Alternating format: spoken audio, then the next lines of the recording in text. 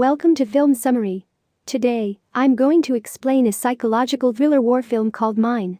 The movie begins with a hardened US Marine Mike saying goodbye to a young woman at the airport and traveling in a helicopter to his next mission. In the next scene, Mike and his spotter Tommy are set up on a cliff overlooking a desert, waiting for their target to arrive. Tommy is a chatterbox by nature, while Mike has a more serious disposition. They notice multiple people on foot on one side and multiple armed vehicles on the other approaching. Mike's target is a 65-year-old terrorist Sayed Asif. As Tommy and a voice over the radio try to get Mike to make the hit, he realizes that the group has gathered for a wedding and the target might be the groom's father. Matter further complicates when the groom and bride block the target.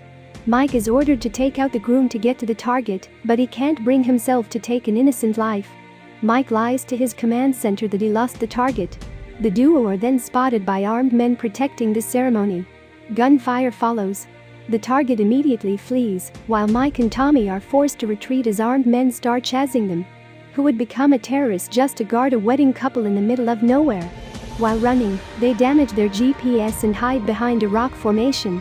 The armed men start walking towards the rock when Mike quickly creates a clever distraction to send them the other direction. After evading the armed men, the duo request an evacuation, but are told they need to cross the desert in front of them to get to a village 5 hours away, where they can be picked up. They set out on foot, weathering sandstorms and scorching heat. Tommy entertains, perhaps annoys, Mike with the stories of his son back home. Seeing Mike silent and seemingly troubled by something, Tommy forces Mike to open up. Mike reveals that he is having a hard time proposing marriage to his girlfriend Jenny. Tommy makes fun of him for being so scared, but also gives him advice that initially marriages can be difficult, but over time you get the hang of it. While passing through the desert, wind brings a warning sign flying right beneath their feet. Mike takes the sign seriously, recalling that 33 million landmines have been buried in the desert in the last 40 years. Tommy assures him it's just a Berber trick to keep enemies away. Mike is still proceeding cautiously, his mind preoccupied with the warning sign. Tommy walks backwards carefully a few yards in front of Mike, taking light-hearted digs at Mike for being an overthinker. Suddenly a click sound is heard, and an explosion follows. Tommy had stepped on a landmine.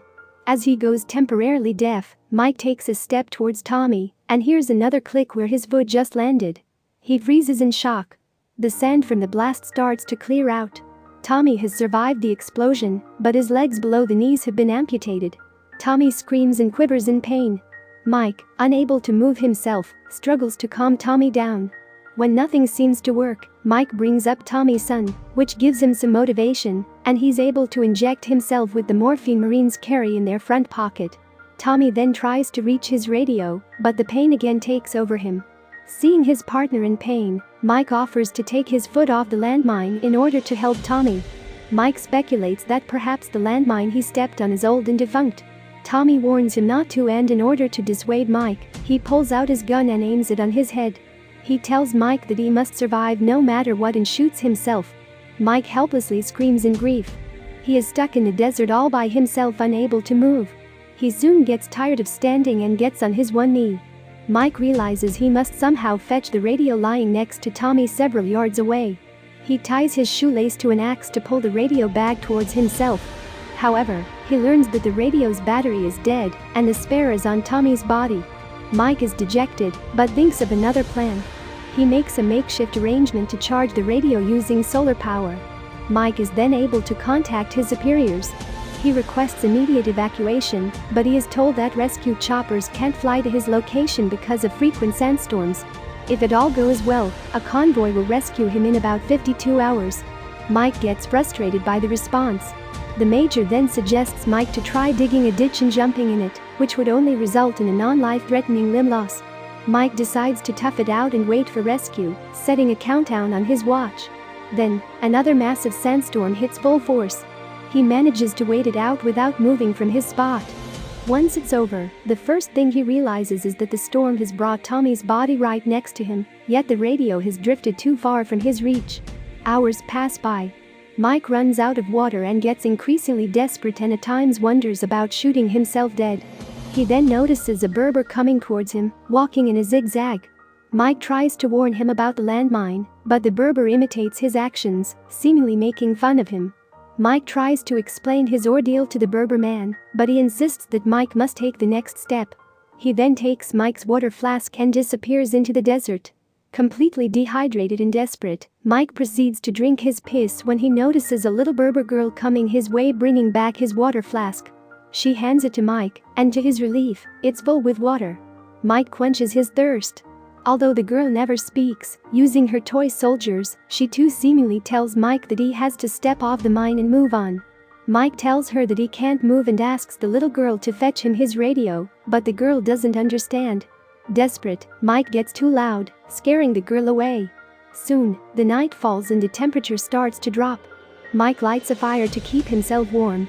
He starts hearing noises of wild animals. He takes out his phone and looks at the pictures of his girlfriend to keep himself distracted. He finds a video from his girlfriend. In the video, Jenny tells Mike that she is waiting for him. Mike must win the war and come back to her as soon as possible. Mike begins to get emotional. He is afraid that he might never see his girlfriend again. Tired of everything happening to him, he starts to fall asleep, but he snaps out of it to find that the fire has died out. He finds himself surrounded by wild animals. He tries to scare them with his gun, but fails. Guess he should have watched a bit of Man vs. Wild. The animals drag Tommy's body away. One animal starts to proceed toward him, but using his torchlight, Mike shoots the animal with his gun. The animal lands on a landmine, causing an explosion and scaring the other animals away. The morning arrives and the same Berber man again drops by. He tells Mike that he is very lucky that he has survived thus far, even after stepping on a landmine and spending a night in the desert with wild animals. He once again suggests Mike to step forward, but Mike doesn't comply. Mike tells him that he probably knows the location of the mines, as he always walks in a pattern.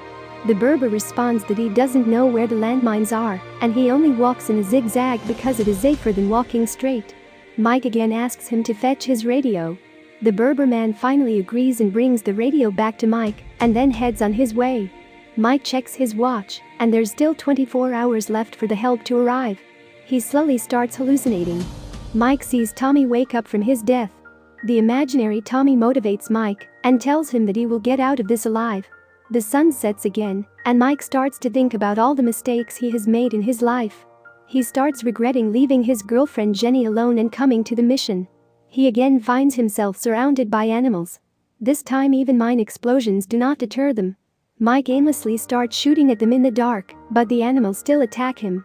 He gets lost in his thoughts as he fights off the wild animals. As the sun rises, Mike again descends back to reality. All the wild animals that attacked him lay dead around him. Despite being outnumbered, he managed to kill all the animals. Mike has been in that desert all alone by himself, with his foot over the mine, without moving for the last 45 hours.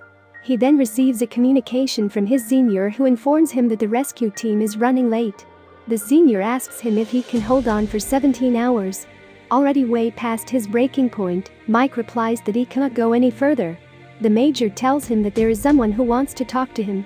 Mike then hears the voice of Jenny. Mike frantically starts apologizing to her for leaving her, for messing everything up and destroying everything he touches. He then starts hallucinating and sees Jenny sitting on a couch in front of him in the desert. He tries to reach her but starts losing strength. He begins to collapse when Berber catches him seemingly arriving out of nowhere. The man starts nursing Mike's wounds and tells him about the time when he too once stepped on a mine, which took off his leg. He tells Mike that losing his leg felt like he had lost everything in his life. However, the pain of losing his leg was all washed away when he met his wife and had a daughter. He says that whatever happens in our life, we must keep moving on. Mike tells the man that he indeed is lucky as his daughter who brought him water is really beautiful and has her father's smile. The man tells Mike that he no longer has a daughter. She died in a mine explosion during one of their father-daughter excursions to dig out mines and replace them with tin cans. Mike listens, dumbfounded. The Berber tells him he's happy his daughter came to meet Mike, but he really needs to move on now. Then, he leaves. Mike sees his daughter again. But, she quickly fades away with the wind. Mike starts to hallucinate again. He sees his abusive father who used to beat his mother while he watched helplessly. He sees his terminally ill mother. He also sees the lovely times he spent with his girlfriend. At that moment, he hears on the radio that the rescue team is passing, and they need him to make his exact location known. He picks up his flare, but before he gets to use it, the terrorists from before start shooting at him from over the hill.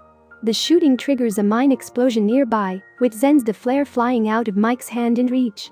He tries to fire back, but he is too weak. But he remembers his girlfriend and uses it as a motivation. Mike then uses his gun to shoot at ground and triggers mine explosions around him, which creates a sand smoke, shielding him from the enemy. He then quickly grabs his sniper rifle and eliminates the terrorists. With the rescue team passing by, the flare is still out of reach. Mike remembers the Berber man's words that you have to keep moving on. He takes a leap of faith and takes a step forward. Nothing happens, there's no explosion. He finds that the mine he'd stepped on was in fact a tin can, probably placed there by the Berber's daughter when she was alive. The villager's words come to pass. This entire time, the villager told him that he could move forward with his life and go back to his girlfriend. He reminded him that he can do it, and the only thing stopping him was beer. Mike is relieved to be alive despite the non-lethal gunshot wounds he sustained in the standoff. He starts bursting into tears. Maybe he was relieved knowing the fact that he will be saved, or maybe he was angry for not realizing the correctness of the situation. Whatever be the reason, one thing was for sure, this incident would change his life completely, and he had learned a valuable lesson. He then shoots the flare and collapses on the ground. The rescue team finds him and he returns home. Back home at the airport, Jenny is waiting for him with happy tears in her eyes. Even before hugging her, he drops to one knee like he has done throughout different stages of his life. He then proposes to her, promising to not leave her alone again. They can move forward, one step at a time. Subscribe for more videos like this, turn on notifications, and leave a like to help the channel out. Thank you for watching.